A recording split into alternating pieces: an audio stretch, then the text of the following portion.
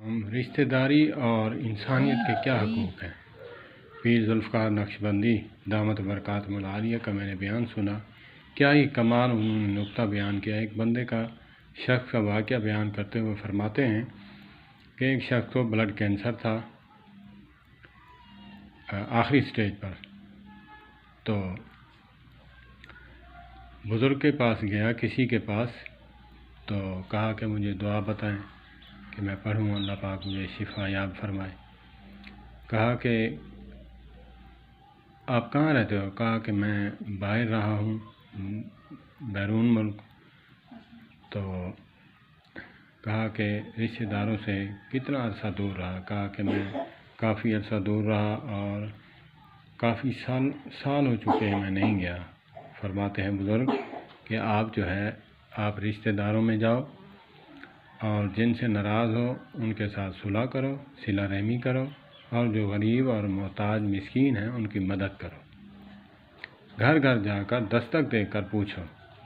جب اس نے کیا ایسا، تو جب کرنے کے بعد پھر بزرگ کے پاس واپس آیا، کہا کہ حضرت میں نے آپ کے کہنے پر یہ کیا ہے، مجھے بہت دل کو سکون پہنچا ہے۔ تو فرمانے لگے کہ اب جاؤ ٹیسٹ کرواؤ۔ کہا کہ مجھے ایسا کریں کہ آپ دعا بتا دیں، پھر میں آپ کے پاس نہ آؤں۔ کہا کہ پہلے ٹیسٹ کرواؤ پھر مجھے آ کے بتانا۔ ٹیسٹ کروایا، اللہ اکبر اللہ اکبر اللہ اکبر۔ جس کے دل میں ایمان ہوگا وہی اس بات کو سمجھے گا، کیونکہ ہمارے دلوں میں ایمان نہیں، ہم صرف نام کے مسلمان ہیں، ہمیں ان باتوں پر یقین نہیں۔ مرنے کو پہنچتے ہیں تب اللہ والوں کو بلاتے ہیں، دعا کرتے ہیں، کرواتے ہیں۔ پہلے ہم ڈاکٹروں کے پاس جاتے ہیں، ڈاکٹروں کے پاس بھی جانا دوا لینا سنت ہے۔ تو اس شخص نے آ کر کہا کہ حضرت میرا تو یقین کامل ایسا بنا ہے کہ اللہ کی کلام اور اللہ کی مخلوق کے ساتھ حسن سلوک، صلہ رحمی، محبت، ان کی دکھ درد کو دور کرنا اتنا اللہ کو محبوب ہے، مجھے نہیں اندازہ تھا۔ رونے لگ گیا زاروں قطار کہ مجھے جو ہے ڈاکٹروں نے کہا ہے کہ تم نے کیا چیز استعمال کی ہے، ہمیں بھی بتائیں کہ یہ نیگیٹو ہے، یہ جو ٹیسٹ آیا ہے، رپورٹ آئی ہے وہ نیگیٹو ہے، اور اس میں تو بالکل کلیئر ہے، صاف ہے کہ بلڈ کینسر ختم ہے تجھے۔ اللہ اکبر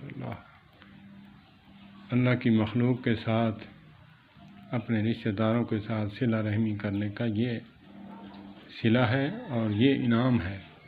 بیماریاں کیوں بسیرا کرتی ہیں؟ ہم اپنے رشتہ داروں کو، اپنے قریبی پڑوسی کو بھول چکے ہیں، اسی لیے ہمارے گھر بیماریاں گھر کر جاتی ہیں۔ وہی جو پیسہ ان کو دینا چاہیے تھا، ان کا حق تھا، وہ ان ڈاکٹروں کے پاس چلا جاتا ہے، عدالتوں میں چلا جاتا ہے، کیسوں میں چلا جاتا ہے۔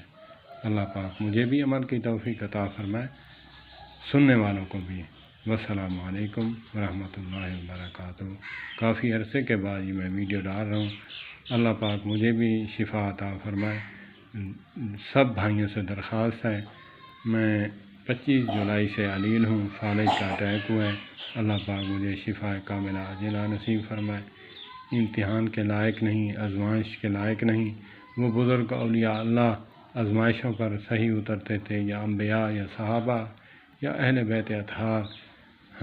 ہم تو صرف نام کے مسلمان ہیں، کام کے مسلمان تو وہ تھے۔